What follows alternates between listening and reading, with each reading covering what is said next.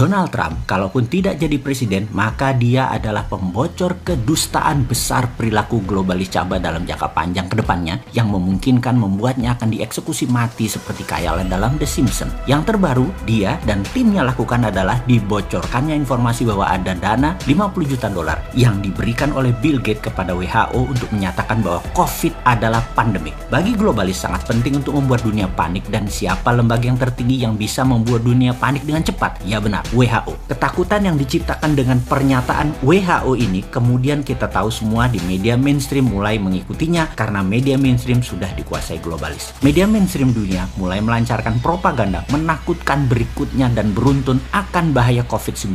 Mundurnya Amerika sebagai negara donor di banyak multinational organization seperti PBB, WHO membuat organisasi yang telah dikuasai globalis ini menjadi mandul. Namun untungnya ada salah satu globalis yang mau jadi dewa, yaitu Bill Gates, yang dimana setiap 10 dolar anggaran yang dibutuhkan oleh WHO, Bill Gates memberikan 1 dolar donasinya. Karena itu Bill Gates bisa mengendalikan, sekali lagi, banyak organisasi besar di dunia yang dikendalikan oleh globalis, termasuk oleh Bill Gates. Globalis memang anti negara, anti nasionalis, kendalinya ada di PBB, WHO, dan sejenisnya. Karena itu Trump yang agak koslet otaknya menyatakan Amerika keluar dari lembaga multinasional karena tidak bisa dikendalikannya lagi organisasi dunia tadi. Semua globalis yang kendalikan sudah tidak mewakili umat manusia. Dalam 20 langkah globalis mengendalikan dunia kali ini yang terdapat dalam informasi Bosman sebelumnya, dikatakan bahwa nomor 2 ada poin dalam tanda petik melepas virus yang sedikit mematikan dibandingkan flu. Dengan kekuatan berita WHO ini membuat percepatan efek menakutkannya atau terorisme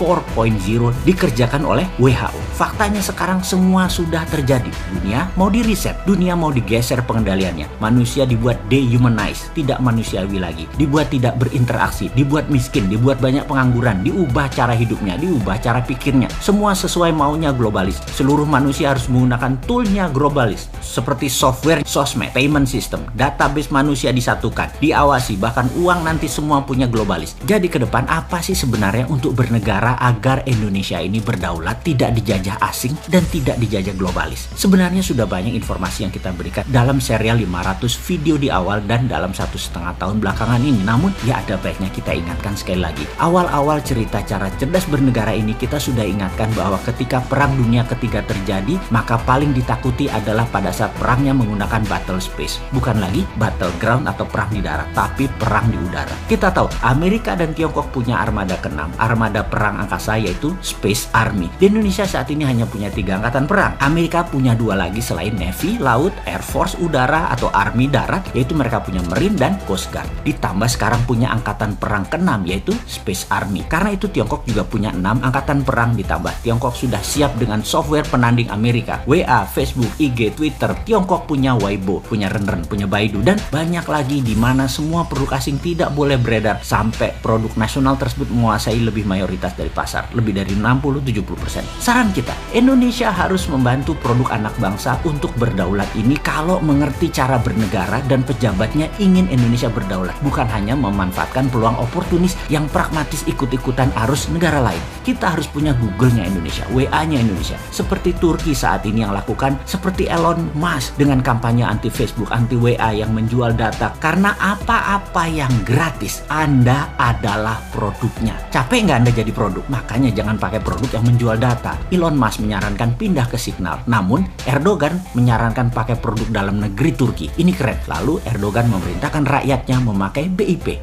Indonesia bagaimana? Pemerintah sarankan rakyatnya pakai dinaran misalnya sebagai payout system yang di-endorse pemerintah. Salah, nggak jualan produk sendiri, maaf. Jangan, kita fokus ke lainnya saja. Oke, pemerintah lakukan seperti apa yang Tiongkok lakukan, seperti list di bawah ini. Baidu, Google-nya Cina. Alibaba, Amazon-nya Cina. Didi Sucing, Uber-nya Cina. Baike, Wikipedia-nya Cina. Niche, Instagram-nya Cina. Weibo, Twitter-nya Cina. Renren, FB-nya Cina. WeChat, WA-nya Cina. Youku, YouTube-nya Cina. QQ adalah Gmail-nya Cina. Sahabat muda, melihat hal ini ke depan, mari kita bangun platform digital itu semua, dan kali ini kita meminta pemerintah ikut turun tangan. Tiru apa yang Tiongkok lakukan untuk negaranya, yaitu protek kepentingan nasional. Setelah kita membangun ratusan platform tadi, maka pemerintah dengan gagah berani harus melakukan apa yang sebuah negara revolusioner berani lakukan. Seperti Tiongkok, seperti Turki. Uber tidak boleh masuk Cina sampai Didi Sucing menguasai lebih dari 70% pasar. Alibaba menguasai lebih dari 70%. 50% pasar, baru Amazon boleh masuk. WeChat menguasai mungkin lebih dari 60%, WA baru boleh masuk. Weibo menguasai 60%, baru Twitter boleh masuk. Itu nasionalis namanya. Pejabat kalau berani begini, itu baru namanya patriotis. Walaupun nantinya perusahaan tadi walaupun mayoritas, pemerintah Tiongkok masuk ke dalamnya, tapi tidak apa-apa. Mereka tetap nasionalis, dan kalian sahabat muda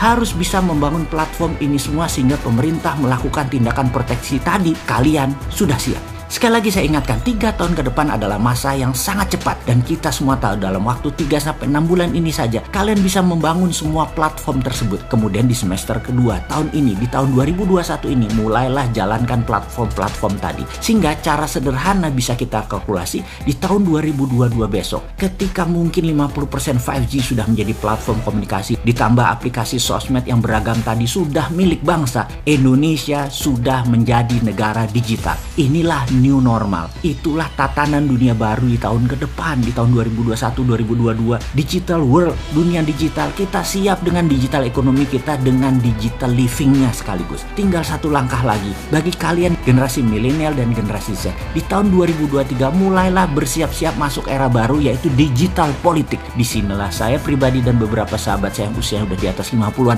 ingin menitipkan pesan. Wahai kalian, ambil alih dengan elegan semua hal digital mulai saat ini hingga seterusnya. Pastikan pemimpin bangsa ini ke depan usianya muda, dan di tahun 2024 nanti adalah mereka yang new mind, yang mendukung kedaulatan digital nasional.